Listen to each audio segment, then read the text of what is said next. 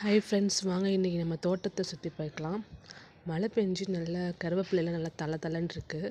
கருவேப்பிலை நல்லது, உடம்புக்கு நல்லது. இது கத்தாழை நல்ல குளிர்ச்சி. இது செம்பருத்தி இலை. தலைக்கு அரைச்சி குளித்தா ரொம்ப நல்லது. இங்கே நிறைய செடிகள்லாம் இருக்கும். கருவேப்பிலை தான் நிறைய இருக்கும். கருவேப்பிலை நம்ம முடி வளர்ச்சிக்கு ரொம்ப நல்லது. இது ரொம்ப நல்ல மருத்துவ குணமுடையது. இதுக்கு பேர் திருவாச்சி. இது வயிற்றுப்புண், வயிற்று பசிக்கெல்லாம் ரொம்ப நல்லது. இந்த திருவாச்சி இலையை துவையல் அரைச்சி சாப்பிட்டா ரொம்ப நல்லது. சின்ன குழந்தைங்கலேருந்து பெரியவங்க வரைக்கும் எல்லாம். இது கண்ணால முருங்கை இலை. இதுவும் சளி பிரச்சனைக்கு ரொம்ப நல்லது. தோசை அரைச்சி சாப்பிட்டோம்னா இது சளிக்கு ரொம்ப நல்லது. இது பார்த்திங்கன்னா வாடாமல்லி செடி. வாடாமல்லி பூ ஒன்று பூத்துருக்கு. டிசம்பர் பூச்செடி. இது தை மார்கழி மாதத்துல தான் இந்த பூ. இதுதான் நம்ம இன்னைக்கு செய்ய போகிறோம். முடக்கத்தான் இலை பார்த்திங்கன்னா நல்ல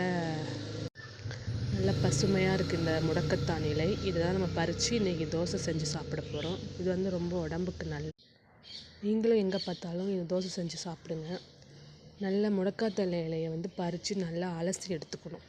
நல்லா அலசி எடுத்துக்கிட்டு மிளகு, ஜீரகம் ரெண்டையும் நல்லா பொடி பண்ணி எடுத்துட்டு முடக்கத்தான் இலையை அம்மியில் வச்சு நல்லா அரைச்சிக்கணும். மிக்ஸி யூஸ் பண்ணலாம். அம்மியில் அரைச்சிங்கன்னா இன்னும் நல்லது. அம்மியில் அரைச்சி நம்ம யூஸ்வலாக யூஸ் பண்ணுற மாவை எடுத்து அதில் நம்ம அரைச்ச விழுதை போட்டு நல்லா மிக்ஸ் பண்ணிக்கணும். நல்லா